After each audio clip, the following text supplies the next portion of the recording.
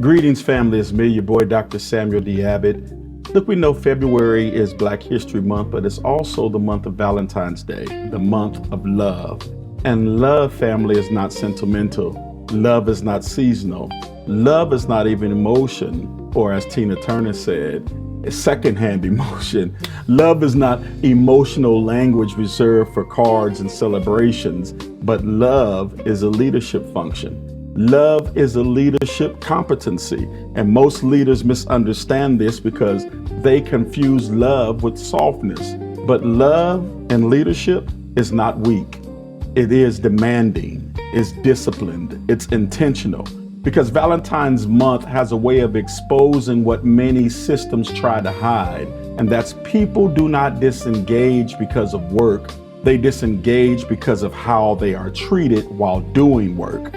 They disengage when effort is invisible, when dignity is overlooked, or even when correction lacks respect.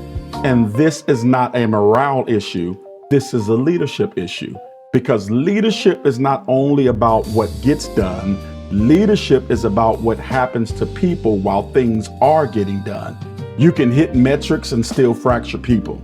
You can achieve outcomes and still erode trust. You can enforce accountability and still damage confidence, because love is the discipline of valuing people while holding standards. And this is the part that many leaders never learn. They believe they must choose between care and clarity, but effective leadership, family, requires both. Love does not remove accountability, but rather it determines how accountability is delivered.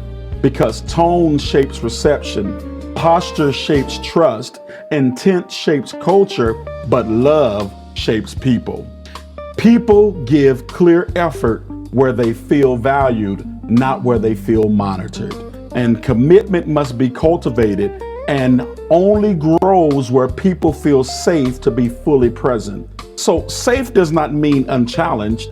Safe actually means being respected. Safe means I can be corrected without being diminished. Safe means I can be stretched without being humiliated, or I can even make a mistake without being discarded. That, family, is love at work. And most organizations suffer not from lack of talent, but from environments where people are emotionally guarded. Because people protect what does not feel valued. This is why leaders must audit impact and not just intent. Because you may intend to be clear, you may intend to be direct, you may intend to be efficient, but the real question is, how does your leadership land on people? After interactions with you, do people feel stronger or do they feel smaller? After interactions with you, do people feel clearer or confused, or do people feel respected or reduced? Because people will never give their best to leaders who make them feel invisible. Love shows up in leadership through discipline, not emotion. It shows up in listening without preparing your rebuttal. It shows up in correcting behavior without attacking identity. It shows up in holding standards without stripping dignity, or even in addressing issues without humiliating people. This is not personality, this is posture. And this is where this month of Valentine's confronts leadership culture. Because if people only feel valued when they perform well, they are not valued at all. They're actually managed. And love values people even while correcting performance. That is a distinction that actually matters.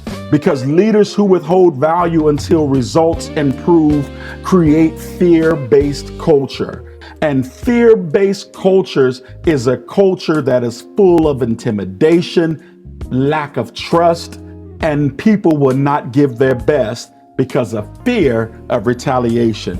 And here is the hard reality that most leaders miss, and that is people rarely leave organizations, they leave leadership experiences. They leave environments where their voice is ignored. They leave environments where their effort is unseen, or even their presence feels tolerated instead of valued. And no bonus, no title, or no incentive can compensate for chronic disrespect.